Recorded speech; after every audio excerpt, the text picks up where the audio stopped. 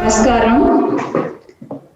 Sarvebhyah Vijayadashmi Mahanavami Mahotsavasya Shubhashayaः. Swagatam to this edition of our Chai Pe Charcha series.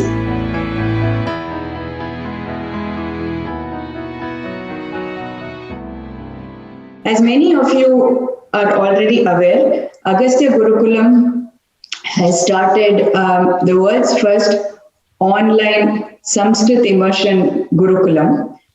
We started our USA Gurukulam a little more than a month ago, and I'm happy to say the response to this was so good that we are inaugurating our Gurukulam in India as well.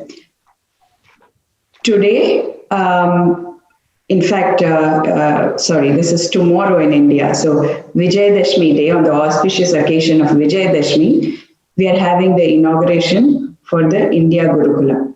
In this context, because these Gurukulas are meant for homeschooling, there has been a lot of interest about homeschooling, especially using a traditional Indic curriculum. And so we've had a lot of questions from parents about Indic homeschooling, as well as where this could lead, in terms of prospects for a homeschooled child. So today we have a guest who has been homeschooled and has reached the heights of academic excellence in that he is a student of Stanford, an undergraduate there. So Siddharth is our guest today. He's a sophomore at Stanford. He's studying computer science. He has been a student of Sanskrit and Carnatic music ever since elementary school. After completing his high school, he actually took a gap year to pursue advanced Sanskrit Vyakarana. He did this in a traditional Gurukulam setting in Chhattisgarh before he joined Stanford. Now, Siddharth's education, to say it has been different would be like an understatement. He has been homeschooled his entire life. He lived in Chennai during the high school and also during quite a bit of his school years. He pursued Sanskrit there, Indian knowledge systems, as well as Carnatic music, along with a conventional modern education. Siddharth has been a student of Sanskrit for more than 11 years now. He has also been teaching Sanskritam, and he was invited to teach Sanskrit in Czechoslovakia. Actually, some of his work can be seen on YouTube. His channel is called the Sanskrit Corner, and it has videos to teach Sanskrit grammar and poetry. Siddhartha has also been a contributor for Sanskrit Wikipedia pages related to Indian classical music. He is a serious Carnatic musician as well, and he performs regularly during the Chennai music season. His other significant pursuits include traditional Indian gastronomy, badminton, mountain biking, and yoga. Now, today we are going to have a slightly different format to this interview. Since Siddharth is a student, we figured that it would be nice to have another student interview him. So I will not be the interviewer. Let me introduce you to our interviewer also. We have Ahimsa, who is a high school student in Texas. She's currently in the 11th grade. She has been conventionally schooled, but interestingly, she has first-hand knowledge of school systems both in India and the US, as she has spent roughly equal number of years of schooling in India as well as in the US till now.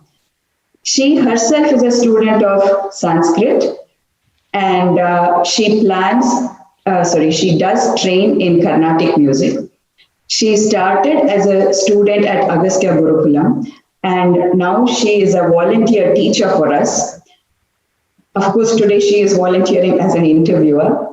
So with that, I'll hand this over to Siddharth and Ahimsa to take it from here. Ahimsa.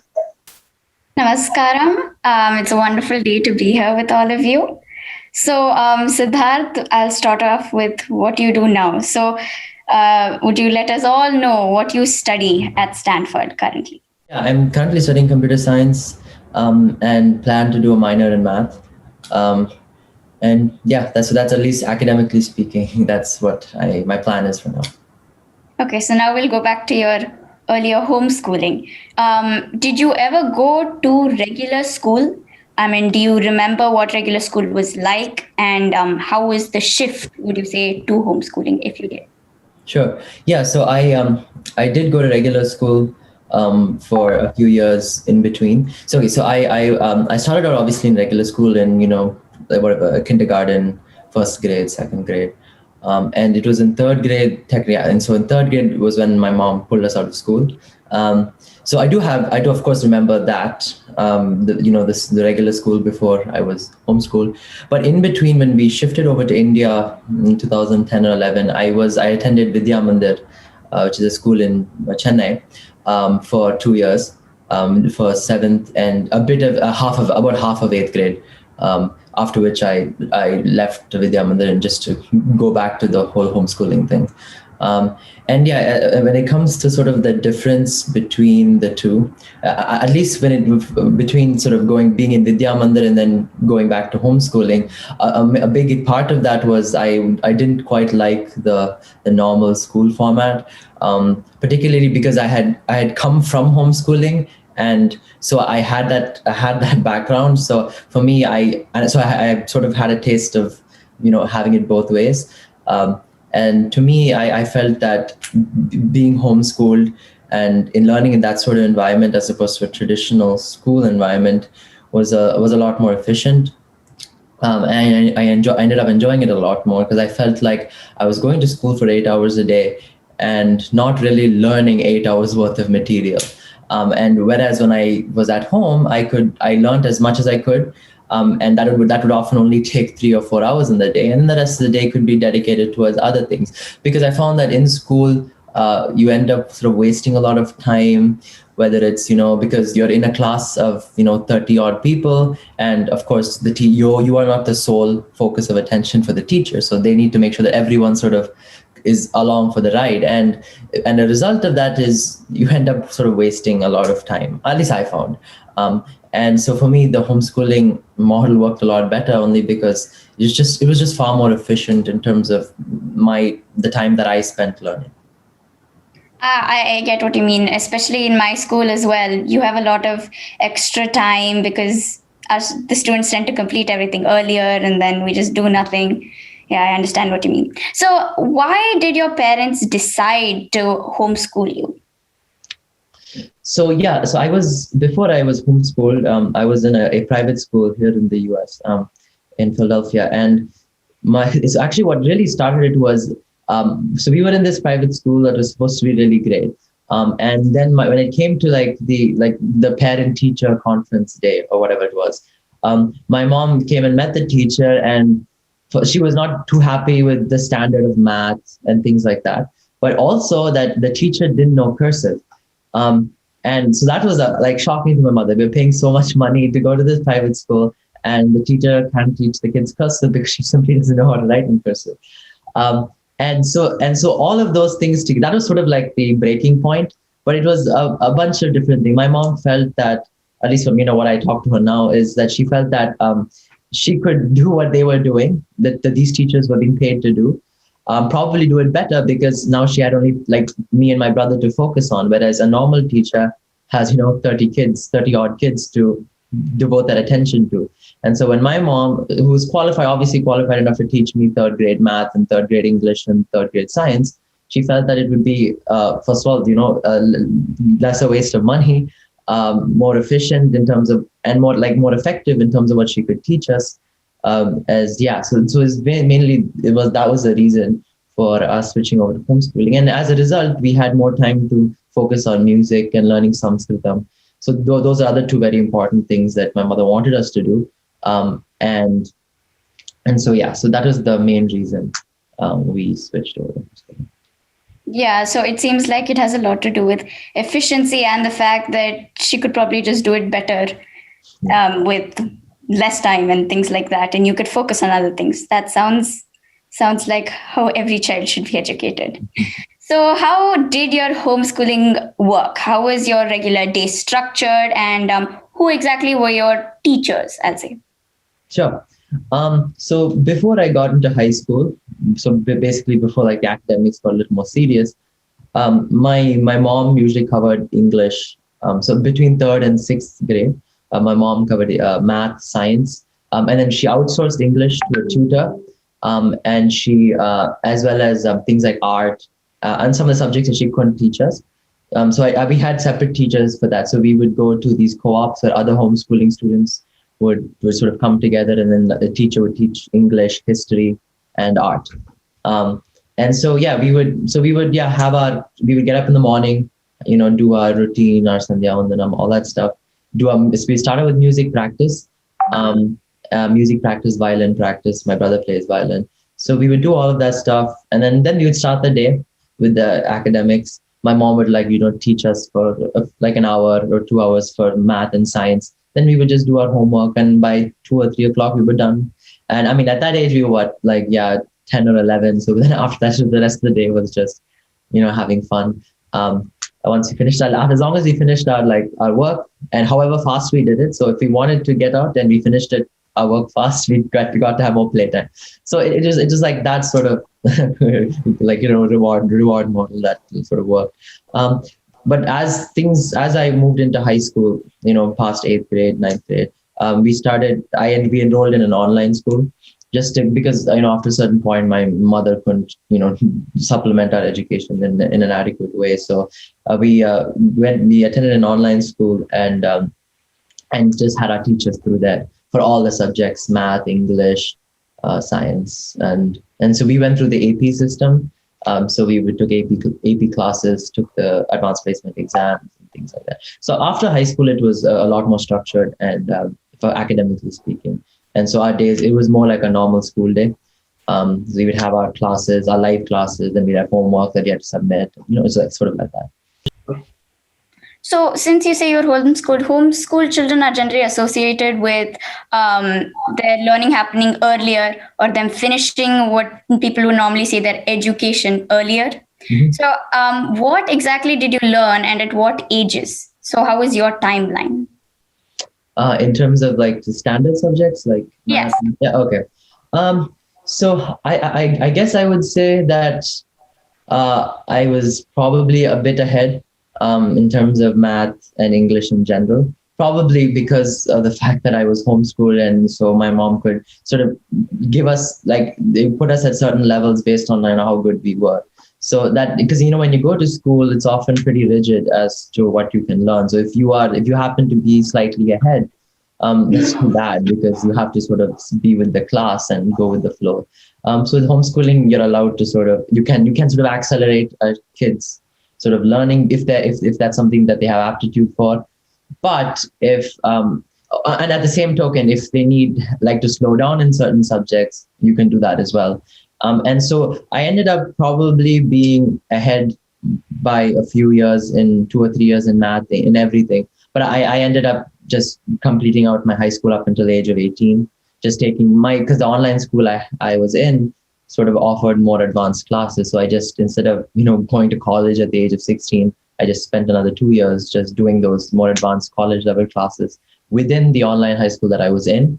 Because, going to college at the age of 16 isn't really the best idea for many different reasons.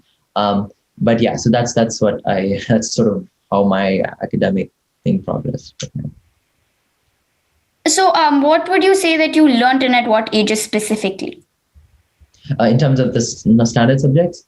Yes. Okay, sure. So let's see, I can definitely tell you in terms of math and science. So I think, so I did So I had calculus in 10th grade is when I finished the AP BC calculus exam. So yeah, I'll sort of go by the AP exams. So I finished AP Calculus BC in 10th grade, as well as AP Physics C, which is a calculus-based physics. And basically all of my major AP exams I finished by 10th grade. So when I was 16. And then after that, my high school had like what they call sort of university level classes. So like linear algebra, differential equations, those sort of subjects that sort of go beyond your AP level math. And so I took those classes for two years. So then number theory, logic, different things like that. And yeah, so hopefully those exams will give you an idea of sort of how it progressed. Of course, there were other AP tests like history and things like AP US history, AP world history. And those sort of they sort of came in between. I don't really remember when I took the history test, but in terms of math and science, that was sort of the progress. Yeah. What about science? Yeah, AP Physics C was in 10th grade. Oh, okay. I didn't end up taking chemistry and things like that. I only took physics and biology. But so biology was in 9th grade, and then Physics C was in 10th grade, and that was it. Okay. So what would you say was the best part of your homeschooling, and what would you say were, I won't say worst, but the worst? Yeah, no, definitely. I think the best part was definitely the freedom. I mean, because you're not constricted by an 8-hour schedule, right? As you would normally be in school. So if I wanted to, get outside and play, I mean, this is obviously at a younger age. I could, if I could put the effort in and finish fast, and I would have more free time. So that sort of reward-based system was nice because first of all, it taught me to work fast if I needed to get something done, which is obviously a good skill to have, and it also makes you extremely sort of self-driven. Self-driven in the sense that it makes it's because see a lot of kids I meet in college actually have a hard time with the whole online school thing because of this whole COVID, only because they don't have experience working independently on their own, like when sitting in a room looking at a computer, because all their life they've been in school and they've been driven by a teacher or whoever is sort of driving the instruction. Whereas for me, I have to be self-motivated. Otherwise, I won't get anywhere because I have to be the one on top of myself, sort of making sure that I get certain things done. So skills like that I think homeschooling really helped me with and sort of gave me a leg up and came to college, just getting things done, being sort of self-driven, self-motivated. Yeah. Now to the $1 million question. What about friends? So how was, socializing? Did you have friends? Did you play regularly? So yeah, this is a question I get a lot. And honestly, I don't really understand it, to be frank. But in another sense, I do, because yes, I don't have the standard like sort of thing of socializing, which is being in school for 8 hours a day with 29 other kids your age. But that's just one kind of socializing that, yes, I didn't have. But is that necessarily the best? I don't know. I'd argue it isn't. So because I was homeschooled, so for instance, we would go to a lot of Carnatic music camps in India. So these would be like, 2 weeks of time that we would take off, go to a place. So there's a village near Kanchipuram called Tennangur, where they would have music camps every year for 2 or 3 weeks. And so I would go there on my own, live there, learn music with other children who learn music of all different ages and backgrounds. To me, that is a lot more enriching than just sitting in school with a bunch of random, other 13-year-olds. And I think because I was homeschooled, my peer group was like extremely sort of focused around the things that I also did. So whether it was music or Sanskrit and things like that. So it's a different kind of peer group.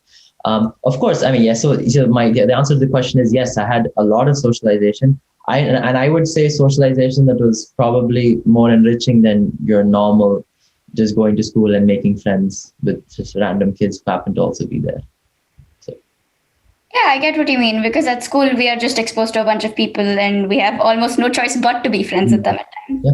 Whereas rather than friends who have the same interests as you, that makes sense. Yeah. So you did something that is very unusual for an Indian kids to do. You took a break here. Yeah. When did you take it and why? Sure. So I took a gap year at the end of 12th grade before I went to college.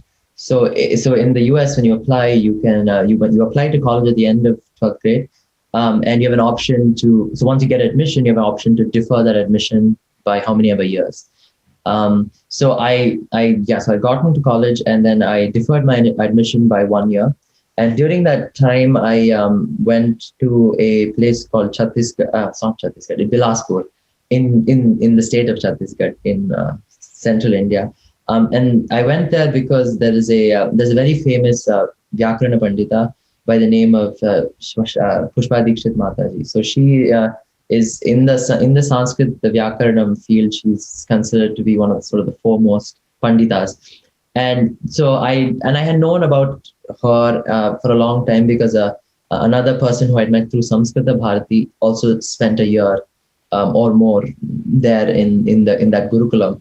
And so I decided that once I finished my high school, I would just take a year off because I felt like I would never ever get the time, once college started, to invest the time and learn Vyakaranam in a proper setting. Because, once college starts, then you have to work, you have to get a job, and it never ends. So I thought before I started that sort of rat race, I would sort of take a step back and then go to this Gurukulam and spend a year learning Sanskrit Vyakaranam. So that's what I did. I went there, I lived there for more than a year, about 12, 13 months. And before I went to college. So it was, so that was sort of the idea behind the gap year. And you just had your seat at Stanford waiting there for you. Yes. That's wonderful. That actually sounds super. I don't know. I really liked it. I might do that myself now.